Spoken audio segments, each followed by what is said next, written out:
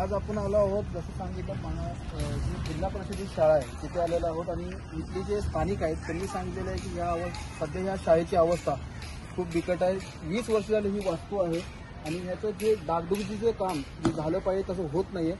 सध्या काही थोडंफार काम चालू आहे, पण हे पाहणी करण्यासाठी आपले वसई तालुका प्रमुख मान्य संजय किनी साहेब आलेले आहेत. आपण त्यांच्याशी संवाद साधू. काय सांगाल दादा या शाळेबद्दल?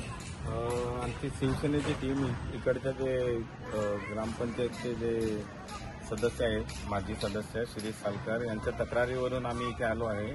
शिवसेनेची संपूर्ण टीम तुम्ही बघू शकता.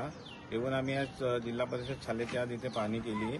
पाहणी केल्यानंतर आमच्या निदर्शनास असं आले की सर्व एक वर्ग तर संपूर्णपणे जीर्ण झाला आहे या शाळेचा आणि बाकीची दुरावस्था सर्व पाईप वगैरे जे आहेत शेडचे ते सर्व गंजलेले आहेत. तर ह्या शाळेची जी दुरावस्था आहे याच्याकडे दुर्लक्ष झालेले आहे यापूर्वीपासून, त्याच्यामुळे ही आज अवस्था आहे. दादा आता हा जरा कडू शब्द आहे. थोडक्यात एक प्रश्न आहे असा की महाराष्ट्रात सध्या पाहिजे तर शिवसेनेचे राज्य असताना सुद्धा जिल्हा परिषद शाळेची अवस्था अशी, याबद्दल काय सांगता?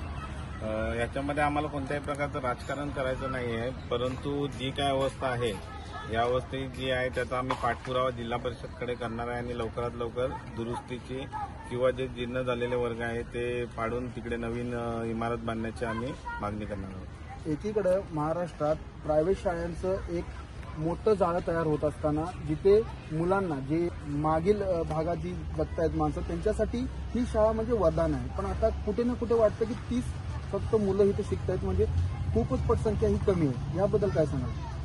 खरोखरच हे दुर्दैव आहे की पटसंख्या जी आहे विद्यार्थ्यांची ती दिवसेंदिवस कमी होत चाललेली आहे आणि त्याचे जे कारण आहे ते तुम्ही बघू शकता का, जे शाळेची जी अवस्था झालेली आहे.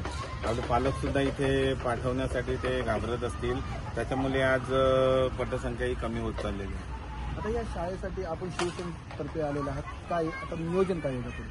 आम्ही तर आता याचा त्वरित पाठपुरावा करणार आहे जिल्हा परिषदकडे आणि महानगरपालिकेकडे सुद्धा आम्ही पाठपुरावा करणार आहे. कारण जिल्हा परिषदनी जे शाळांची जी वसई तालुक्यातल्या ज्या शाळा आहेत त्यांचं महानगरपालिकाकडे वर्गीकरणासाठी दिले आहेत. तर आम्ही त्यांच्याकडे सुद्धा मागणी करणार आहे का लवकरात लवकर जे आहे त्याची डागडुजी व्हावी आणि नवीन जी इमारत आहे त्याची सुद्धा आम्ही मागणी करणार आहे.